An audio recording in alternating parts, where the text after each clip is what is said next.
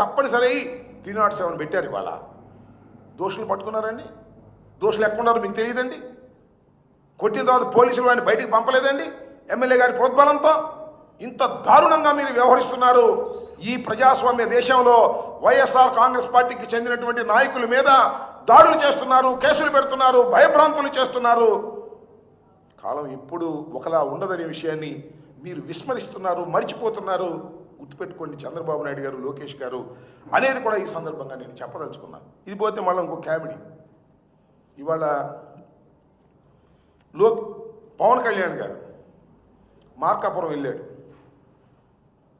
Jal Jeevan machine 1190 కోట్ల రూపాయలతో ప్రారంభించారు. సరే, సంతోషం, ఏదో చేస్తున్నారు. సెంట్రల్ గవర్నమెంట్ నిధులు అన్నాడు, మమ్మల్ని ఏదో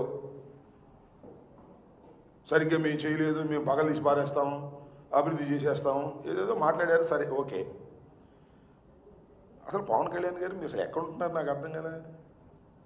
స్పృహలో ఉంటున్నారా? రాజకీయాల్లో ఉంటున్నారా? అసలు ఆంధ్ర రాష్ట్రంలో ఏం జరుగుతుందో తెలుసా మీకు?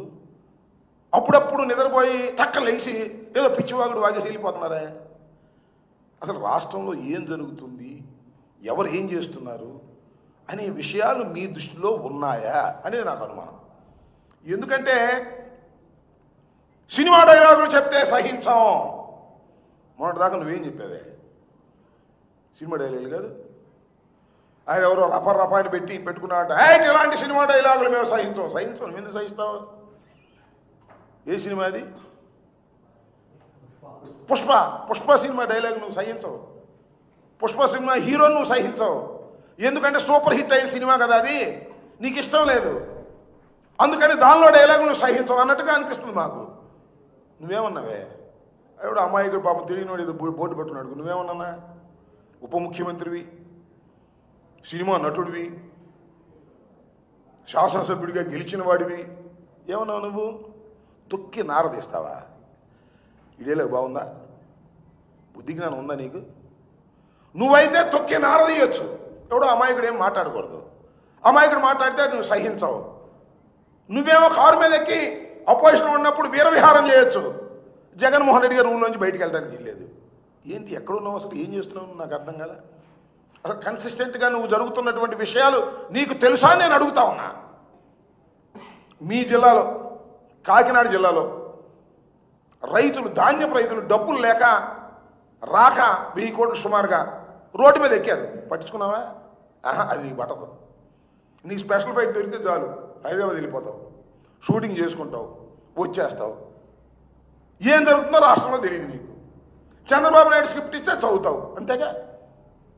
నేను మాట చెప్తాను, నేను సీరియస్గా చెప్తున్నా. చంద్రబాబు నాయుడు డబ్బులు పంపిస్తుంటే తీసుకోవట్లా నువ్వు? బ్యాగులు లోకేష్ పంపిస్తుంటే నీ ఫీడింగ్ అంతా ఎక్కడి నుంచి వస్తుంది? ఖచ్చితంగా చెప్తాను, కాదని చెప్పమను.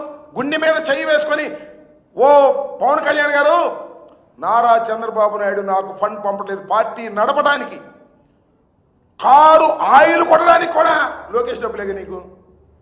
నీ బిల్డింగ్ కడుతుంది ఎవరు అక్కడ నీ బిల్డింగ్ కడుతుంది ఎవరు చెప్పు. గుండె మీద చేసుకుని చెప్పు. ధైర్యంగా చెప్తున్నావు కదా, నీతి నిజాయితీ అని చెప్తున్నావు కదా. అక్కడ నీ బిల్డింగ్ కడుతుంది ఎవరు చెప్పు. నువ్వు కడుతున్నావా?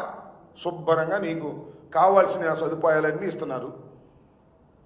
చక్కగా హాయిగా స్పెషల్ ఫ్లైట్లో వెళ్తున్నావు, డైలాగ్ రాసిస్తే చదువుతున్నావు తప్ప అసలు నీకు స్పృహ ఉందా అని అడుగుతా ఉన్నా నేను. అదేంటది? ఈ సినిమా అండి అది. హరిహర వీరమల్లు రిలీజ్ అవుతుంటే ఆపేస్తారా? నేను చూపు లేపేవుగా పైకి. అందరూ థియేటర్లు అందరూ కూడా స్ట్రైక్ చేసేస్తున్నారు నా సినిమా ఆపడం కోసం అన్నావుగా. దాని మీద ఎంక్వైరీ అన్నావుగా. ఏమైంది ఎంక్వైరీ చెప్పు. అసలు ఈ సినిమా రిలీజ్ కావట్లేదే, డేటే మార్చేసావే. దీని మీద కోపం వచ్చి నీకు సినిమా ఫీల్డ్లో వ్యతిరేకంగా ఉన్నటువంటి వారి థియేటర్స్ని చెక్ చేసావా? సామాన్యుడికి అందుబాటులో ఉండాలి ధరలు, టికెట్ ధరలు పెరిగిపోతున్నాయి. సంవత్సరానికి గుర్తొచ్చింది నీ హరిహర వీరమల్లు సినిమా రిలీజ్ అయ్యే సమయానికి నీకు గుర్తొచ్చింది. వెళ్ళావు, చెకింగ్లు చేశావు, ఏం పట్టుకున్నా? ఏం పట్టుకున్నావు చెప్పు, నాకు తెలియగలుగుతా. బెదిరించావు, ఏం పట్టుకున్నా? ఏమైనా క్యాష్ పట్టుకున్నావా? ఎందుకు మాట్లాడలేదు మళ్ళా? అసలు ఈ వీరమల సినిమా ఎందుకు పోస్ట్పోన్ అయింది చెప్పు. ఊరికినే ఆవేశంగా ఏదో రాసి ఇచ్చి చదవటం, అసలు ఆంధ్ర రాష్ట్రంలో ఏం జరుగుతుందో తెలియకోకుండా ఉంటాం. అక్కడ దాకా ఎందుకండి? నీ శాఖగా అదేంటది పనికి ఆహార పథకం. ఇంతవరకు నాకు తెలిసి పనికి ఆహార పథకంలో ఇన్ని రోజులు బాకీ తీర్చుకోకుండా ఎప్పుడైనా రాష్ట్ర ప్రభుత్వం ఉందా? దీని ఒక్కదానికి సమాధానం చెప్పు. నీ శాఖే, లోకేష్ శాఖ ఎవరో కాదు, నీ శాఖే. అసలు నీ శాఖనే నువ్వు పట్టించుకోవట్లేదే, ఏమిటి అన్యాయం? అదేమంటే ఇంకో మాట కూడా అడుగుతా నేను, చెప్పండి మీరు సమాధానం. తప్పో రైటో మీ అన్నగారు నాగబాబు గారిని మంత్రివర్గంలో తీసుకోవాలని అనుకున్నావంట, అది ఒక పెద్ద తప్పు అనుకుంటే అనుకున్నావు. చంద్రబాబు నాయుడు లెటర్ ఇచ్చాడు ఇంత బోర్ని ఇచ్చాడు, చూశారుగా మీరు. కొణిదెల నాగబాబు గారిని రాష్ట్ర మంత్రివర్గంలోకి తీసుకుంటామని లెటర్ రాసి ఇచ్చాడు. ఏమైంది లెటరు? ఏమైంది? అసలు ఎవడన్నా లెటర్ రాసిస్తాడా? మంత్రివర్గంలోకి తీసుకుంటాను పలానా నాన్నని పలానా వ్యక్తినని ఎవరైనా ముందుగా లెటర్ రాసి ఇస్తారా? లెటర్ రాసి ఇస్తే ఇంతవరకు ఎందుకు ఇంప్లిమెంట్ కావట్లేదు? సిగ్గుందా? అడిగే దమ్ముందా? ఏంటిది? ఇంత దుర్మార్గంగా వ్యవహరిస్తూ అప్పుడప్పుడు గుర్తొచ్చినప్పుడల్లా వచ్చి డ్యామ్ డూమ్ జగన్మోహన్ రెడ్డి అధికారంలోకి రానివ్వను, జగన్మోహన్ రెడ్డి అధికారంలోకి రానివ్వు. ఏంటి ఆ నామస్మరణ? నాకు అర్థం కాల. 2019 ఏం చెప్పా గుర్తుందా? ఏమన్నాయి పవన్ కళ్యాణ్ గారు 2019లో మీరేమి చెప్పారో గుర్తుందా? డైలాగ్, జగన్మోహన్ రెడ్డి అధికారంలోకి రాడు, నాది హామీ, రానివ్వను అన్నావు. వచ్చాడుగా, వచ్చాడు రాలేదా? మళ్ళీ వాళ్ళు ఏమన్నావు? రానివ్వను, ఆపేస్తాను. జగన్మోహన్ రెడ్డి గారిని అధికారంలోకి రానివ్వను అంటాం కంటే డైలాగ్ మార్చి చెప్పు. చంద్రబాబునే నేను మోస్తాను, చంద్రబాబునే అధికారంలోకి తీసుకొచ్చే ప్రయత్నం చేస్తాను, చంద్రబాబునే భుజాన్ని ఎక్కించుకుంటాను, చంద్రబాబు నాకు అన్ని సదుపాయాలు చేస్తున్నాడు, నాకేమీ అభ్యంతరం లేదు, చంద్రబాబును మొయ్యటమే నా పని, నేను సెకండ్ గ్రేడ్ లీడర్గానే బ్రతుకుతాను అని చెప్పయ్యా. మేమే మాట్లాడాం, మాకెందుకు ఇంకా గొడవ? అది ఉంటే మీ జనసేన వాళ్ళకి కాపులకి సంబంధించిన వ్యవహారం. మా పవన్ కళ్యాణ్ చంద్రబాబుకి శాఖరీ చేస్తాడు, ఇక రెండే పనే లేదు అని చెప్పు. అప్పుడప్పుడు వెళ్ళి షూటింగ్లు చేసుకో, ఎప్పుడన్నా వచ్చి డైలాగులు చెప్పు, ఇంతేగా. అసలు నీకు ఈ ప్రభుత్వంలో అసలు భాగస్వామ్యం ఉందా అని అడుగుతా ఉన్నా. ఉప ముఖ్యమంత్రికి పేరు, హెలికాప్టర్లో సీటు, స్పెషల్ ఫ్లైటు తప్ప అసలు ఉప ముఖ్యమంత్రిగా ఈ పరిపాలనలో నీ భాగస్వామ్యం ఏది అని అడుగుతా ఉన్నా. లేదు, భాగస్వామ్యం అవసరంలా, నాకు ఆఫీస్ కడితే చాలు, క్యాష్ కొడితే చాలు అనే పద్ధతుల్లో వ్యవహరిస్తున్నటువంటి పవన్ కళ్యాణ్ గారు మమ్మల్ని అధికారంలో రానియడంట, ఆపేస్తాడంట, గేటు గారు కాపలా కాస్తాడంట. చంద్రబాబు నాయుడికి గేటు దగ్గర కాపలా ఎవరొద్దన్నారు? 15 సంవత్సరాలు కాదు, బతికున్నంత కాలం చంద్రబాబు దగ్గరే కాపలాగాయి, మాకేం అభ్యంతరం లేదు. మమ్మల్ని ఆపటం నీ వల్ల కాదు, చంద్రబాబు వల్ల కూడా కాదు. ప్రజలు మమ్మల్ని కావాలనుకున్నప్పుడు మేము అధికారంలోకి వస్తాం. జగన్మోహన్ రెడ్డి సింగిల్గా ఫైట్ చేసేటటువంటి తత్వం కలిగిన వాడు తప్ప పవన్ కళ్యాణ్, చంద్రబాబు, భారతీయ జనతా పార్టీ, ఇంకెవరు ఉంటే వాళ్ళు అందరినీ కట్టగలుపుకొని వచ్చేటటువంటి స్వభావం కాదు మాది. ఈ రాష్ట్రంలో సుపరిపాలన అందించాం, దురదృష్టవశాత్తు ఓడిపోయాం. ఇవాళ జగన్మోహన్ రెడ్డి గారు ఎక్కడికి వెళితే అక్కడ జనం ప్రభంజనలాగా వస్తున్నారంటే దాని బాడీ లాంగ్వేజ్ ఏంటి? వాళ్ళు గుట్లుగా వస్తున్నారంటే అయ్యా పొరపాటు అయిపోయిందయ్యా, మిమ్మల్ని కాదని ఆ దుర్మార్గమైన కూటమిని ఎన్నుకున్నాం, నువ్వు మళ్ళా నేను ఎన్నుకుంటావు అనేటువంటి సంకేతాలు పంపుతున్నారు. అందుకే మేము రానియం.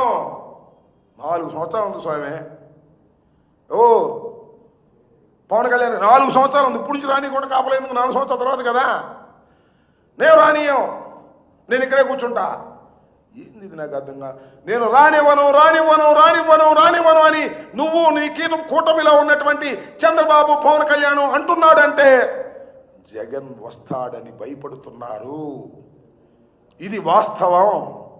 ఇవాళ మీరు వెళ్ళి జలజీవన మిషన్ కార్యక్రమంలో సినిమా డైలాగులు చెప్పడం కాదని అన్ని సినిమా డైలాగులు చెప్పి 10 సంవత్సరాలు సినిమా డైలాగులు చెప్పి నువ్వు ఇవాళ మా గురించి మాట్లాడుతున్నావు. అసలు నీ లాంగ్వేజ్ ఏంటి, నీ కథ ఏంటి? ఎన్ని తిట్టావండి మమ్మల్ని? వైసీపీ నా కొడకల్లారా అనలేదా నువ్వు? వైసీపీ ఎమ్మెల్యే నా కొడకల్లారా అనలేదా? మర్చిపోయావా? అధికారంలో కూర్చోబట్టి అన్నీ మర్చిపోతావే? హెలికాప్టర్లు, స్పెషల్ ఫ్లైట్లు మాత్రమే గుర్తుంటాయే? కొద్దిగా ఆలోచన చేసి మాట్లాడు. రాష్ట్ర రాజకీయాల పట్ల అవగాహన పెంచుకో. అసలు రాష్ట్రంలో ఏం జరుగుతుందో తెలుసుకో. ప్రతి చోట అన్యాయం, అక్రమం జరుగుతున్నాయి. మేమా కొడుతుంది? ఏమండి, వినుకొండలో నరికి పారేశారే, నిన్న పొన్నూరులో ఇరగొట్టేశారే,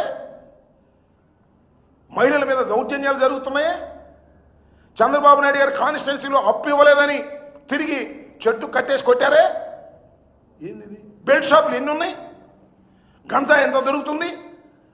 ఏమి పట్టవు నీకు మాత్రం పట్టేది ఒకటే, చంద్రబాబు నాయుడు గారు పంపించేటటువంటి డబ్బులు, నీకు స్పెషల్ ఫ్లైట్స్, హెలికాప్టర్లో సీట్లు, జల్సాగా బతకడం నేర్చుకున్నావు. మొత్తాన్ని ముంచేస్తావు.